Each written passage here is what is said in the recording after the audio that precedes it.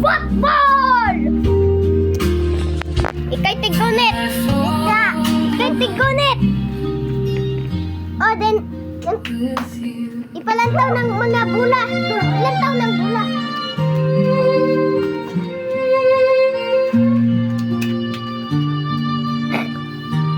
Ipalantaw ng bula.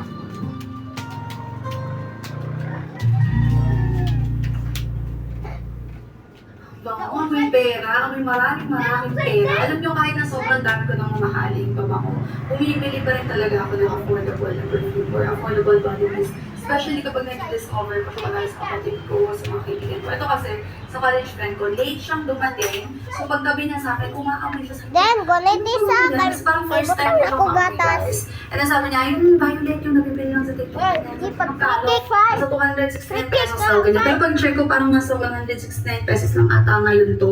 So guys, mag-check out kayo. This is super bango. Amoy expensive. Oh! Amoy kailangan ganon. Wala. So this is Breeze and Glow Vanilla Velvet Body Mist. Ay, nakuha Ganyan ka, yung tsura Stiko, niya. And kahit na sobrang dami mo pang spray dyan, Diyos ko.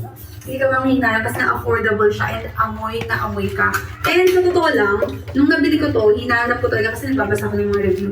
Sabi ko, ano kaya yung pinagkuhanan ng scent na to? Or saan siya inspired? Kasi usually ganun, di ba? Ang sa baso ko, this is Black Opium. Nasa 11,000 ang bili ko dito.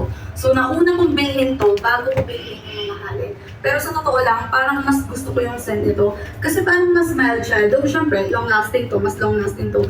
Pero mas bet ko yung scent nito, yung kinalabasan ng amoy nito. So I highly recommend Grace and Glow na Vanilla Velvet Body Mist. Kung mahilig kayo mag-commute or student kayo na naghahanap kayo ng affordable body mist, itry nyo to kasi hindi kayo magsisisi. Sobrang bango niya.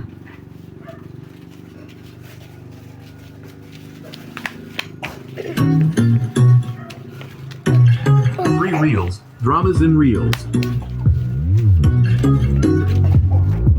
Oh! Install it now.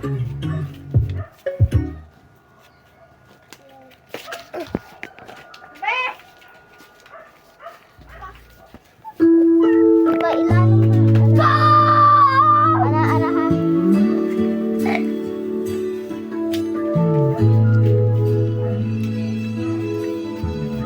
Uy, di ba I cried a tear, you wiped it dry.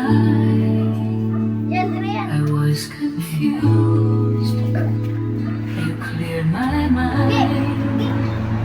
I sold my soul, you bought it back for me and held me up. Need dignity, somehow you needed me. Then, ganito na po. You gave Tatatawag me ka. strength Yan na po.